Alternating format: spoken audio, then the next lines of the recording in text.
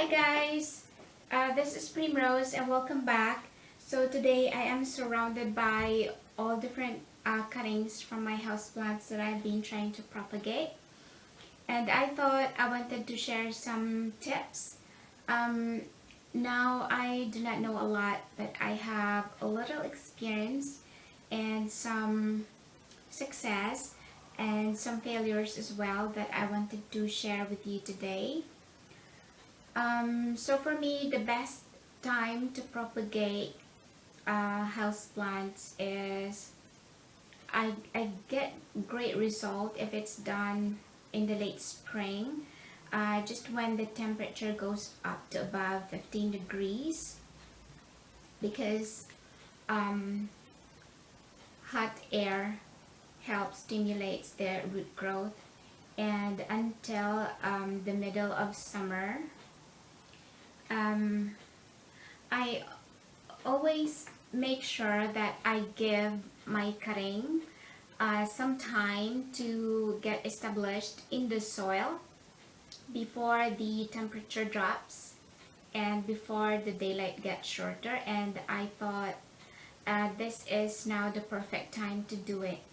That is why I wanted to film this today, because I really want to put them in the soil now. So this is, I believe this is a variety of a cordyline. I got this from a bunch of flowers that I bought because I am volunteering for the church. I do the flower arrangement once a month, and so this came with it, and I thought I wanted to try and propagate this plant, and I can't put it back in. I'm gonna break the roots if I do that.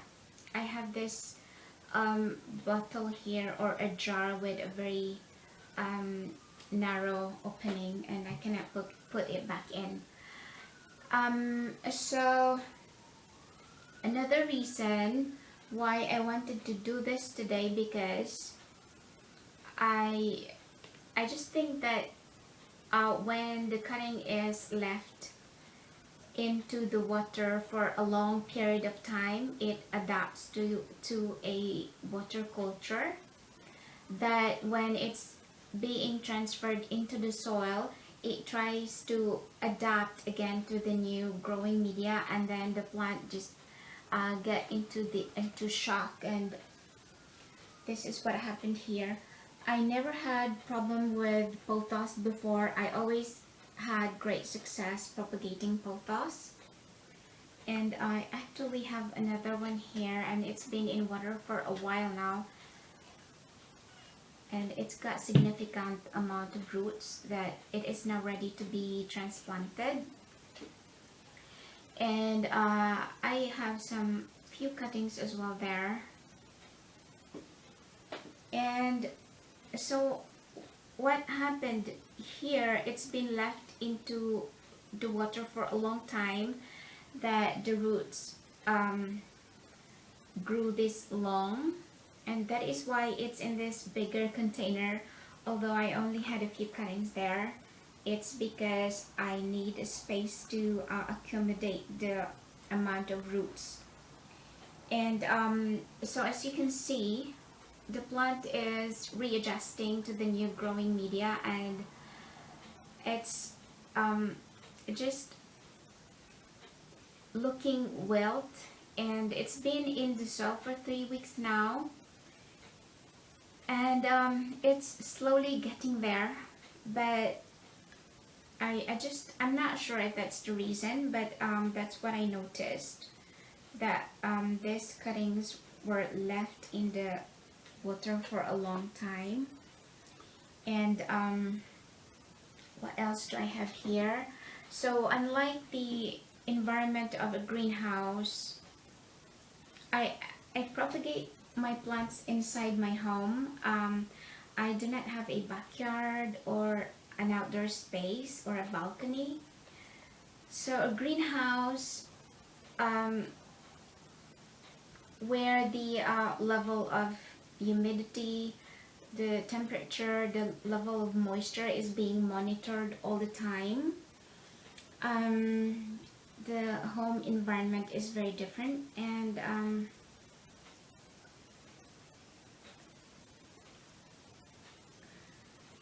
this is the result of my begonia cutting. uh, I I lost a bunch of leaves from this cutting, so it's been in the soil for about 4 days or 5 days now, and it lost significant amount of moisture. It's the temperature around the plants that sucks in as well, sucks out the moisture, and of course the fact that the cuttings does not have any roots, so it cannot replenish that amount of moisture loss. So this is the first time that I tried this propagation box, and it's really cheap. And I have some Hoya cuttings growing here.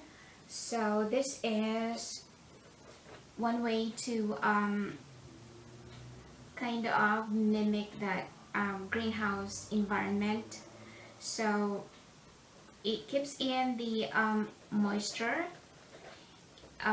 it keeps in the humidity around the cuttings, and also it's got some tiny holes at the bottom. I don't know if you can see that in the camera. And so it's got a significant amount of airflow inside the box as well. And so I just wanted to get closer so I could show you, because all of these cuttings, it's got some crazy amount of roots.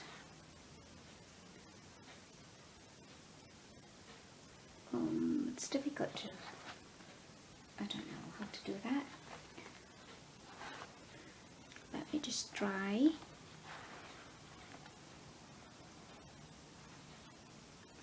Yeah, so even the part of the stem that's not in the soil, it's growing a lot of roots.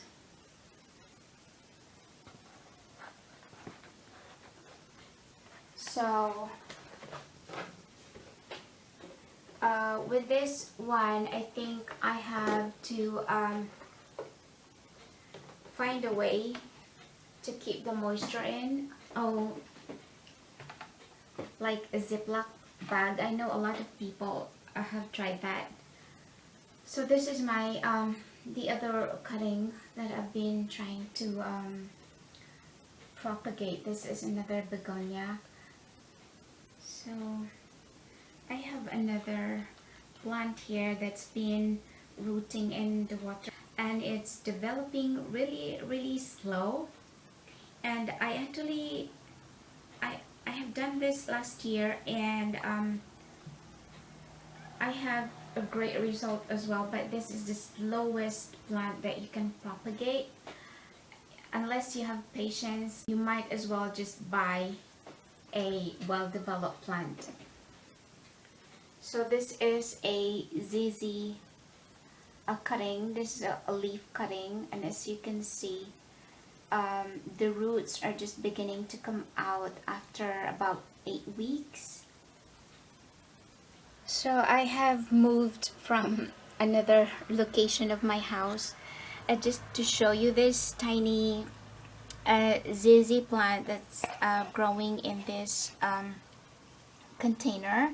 So I propagated it last year. So this is like a 1-year-old from leaf cutting. It's a slow grower, and yeah, but it looks lush. So that's what you get from a leaf cutting after a year. I think that is all for this video, guys, and thank you so much for watching, and take care. I'll see you again soon. Bye.